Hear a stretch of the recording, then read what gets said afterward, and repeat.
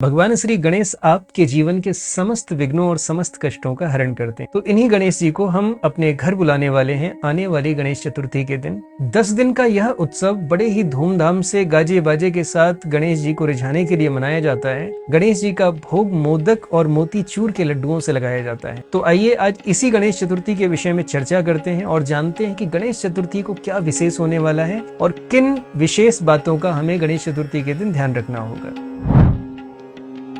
गणेश चतुर्थी का हर कोई बड़े ही बेसब्री से इंतजार करता है। भाद्रपद माह के शुक्ल पक्ष की चतुर्थी तिथि से यह उत्सव प्रारंभ हो जाता है और चतुर्दशी तक यह उत्सव नित्य मनाया जाता है। ये 10 दिन गणेश जी के साथ हमारे जीवन में एक अभूतपूर्व यादों को छोड़कर जाते हैं। इस खास अवसर पर देश भर में गणेश जी की पूजा के साथ चारों तरफ बड़े ही उत्सव और हर्षोल्लास का माहौल हो जाता है।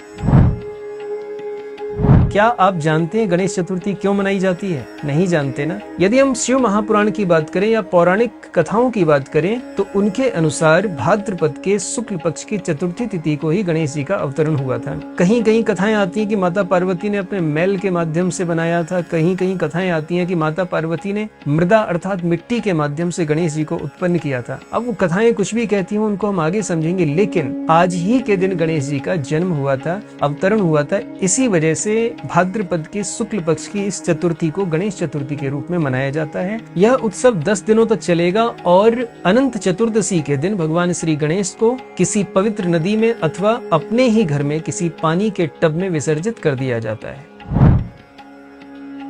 बहुत से लोग इस बात से कंफ्यूज हैं कि आखिर गणेश चतुर्थी मनाई कब जाएगी, 6 सितंबर 2024 को या 7 सितंबर को। तो देखिए, यदि हम पंचांग की बात करें तो पंचांग के अनुसार गणेश चतुर्थी 6 तारीख को दोपहर 3:01 से प्रारंभ हो जाती है और 7 सितंबर 2024 को शाम को 5:07 तक यह तिथि रहेगी। तो इसके अनुसार यदि हम उदया तिथि की बात करें तो 7 तारीख को गणेश चतुर्थी मनाई जाएगी। तो आपको भी 7 तारीख को ही गणेश चतुर्थी मनानी है।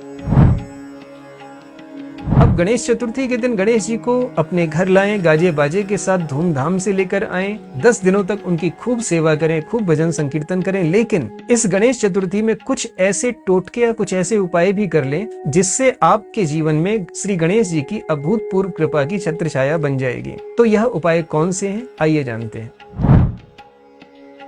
हम ग्रंथों की बात करें तो ग्रंथों के अनुसार भगवान गणेश को दुर्वा अति प्रिय है। इसलिए जब भी आप पूजा की थाली तैयार करें, उस पूजा की थाली में आपको दूर्वा अवश्य ही रखनी है। यदि आप ऐसा करते हैं तो भगवान गणेश आपके जीवन से विघ्नों को हर लेते हैं और आपके शत्रुओं का विनाश कर देते हैं।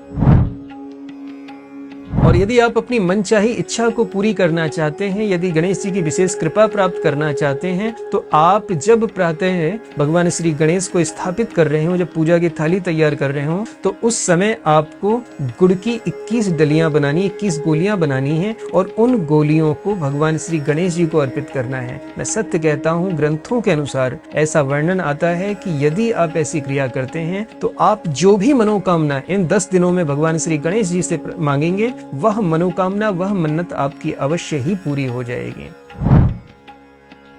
देखिए, आप गणेश चतुर्थी खूब धूमधाम से मनाइए, लेकिन मेरा एक निवेदन मान लीजिए। यदि आप गणेश जी से प्रेम करते हैं, यदि आप चाहते हैं कि गणेश जी आप पर कृपा करें, तो एक बात याद रखिएगा, गणेश जी को सदैव प्रकृति से प्रेम है। और यदि गणेश चतुर्थी की आड़ में हम प्रकृति को यदि नुकसान पहुंचाते हैं, यदि नदियों में हम पीओपी प्लास्टर आदि के गणेश जी को विसर्जित करते हैं, तो इससे हमें पाप लगता है और हम पाप के भागी बन जाते हैं। इसलिए हमें ध्यान देना चाहिए कि जब भी हम गणेश जी लेकर आए तो ध्यान रखें कि वह मिट्टी के ही हों, इको फ्रेंडली हों। और जब भी हम विसर्जन कर रहे हैं तो हम ध्यान रखें कि किसी भी नदी या तालाब में, जिसमें भी हम विसर्जन कर रहे हैं, उसमें कोई पॉल्यूशन या कोई भी अपवित्रता उसमें ना फैले, जिससे कि उसमें रह रहे जीव जंतुओं की रक्षा हो सके। राधे राधे, जय श्री कृष्ण।